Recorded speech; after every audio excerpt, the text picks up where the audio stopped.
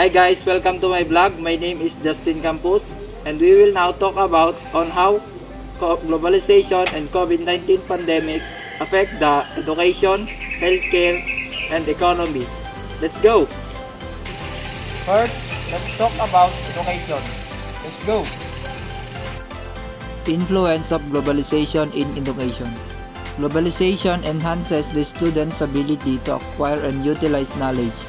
Globalization enhances the ability of learners to access, assess, adapt, and apply knowledge, to think independently, to exercise appropriate judgment, and to collaborate with others to make sense of new situations.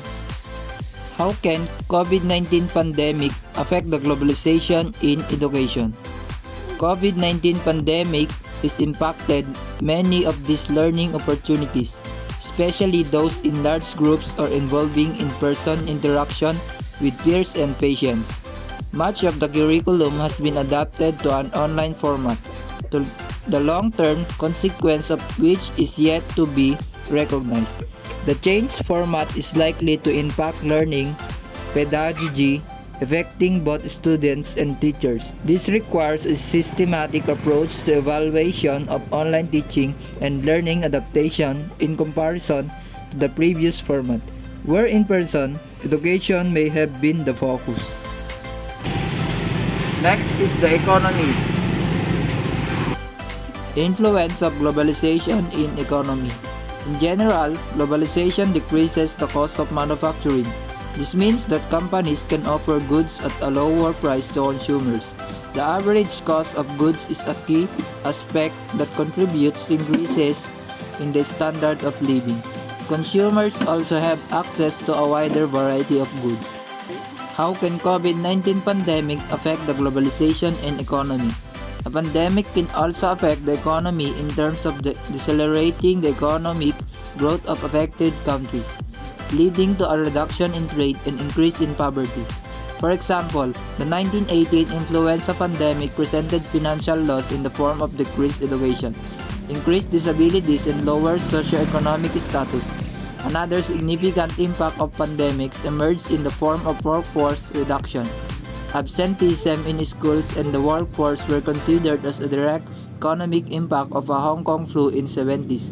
Likewise, flu pandemics have led to a notable reduction of human and economic capital, as illustrated by the SARS pandemic, which had an estimated economic impact of $18 billion in East Asia. Next to tackle is the healthcare. Influence of globalization in healthcare. Though different in many respects from the other types of services, healthcare services are also impacted by globalization. For example, some countries, especially developing ones, can attract customers by offering high-quality healthcare and a lower cost than is available in their home country. How can COVID-19 pandemic affect the globalization in healthcare? The beginning of the outbreak, health providers have been shown more support, solidarity, and gratitude than they ever have. Yet, attacks on healthcare have continuously been reported and now also include incidents linked to the COVID-19 pandemic across the world. This unprecedented public health emergency has demonstrated that health facilities, medical transport, patients, as well as healthcare workers and their families can and do become targets everywhere. These alarming trends reinforce the need for improved measures to protect healthcare from acts of violence. During the COVID-19 pandemic, more than ever, protecting the health and lives of health care providers on the front line is critical to enabling a better global response.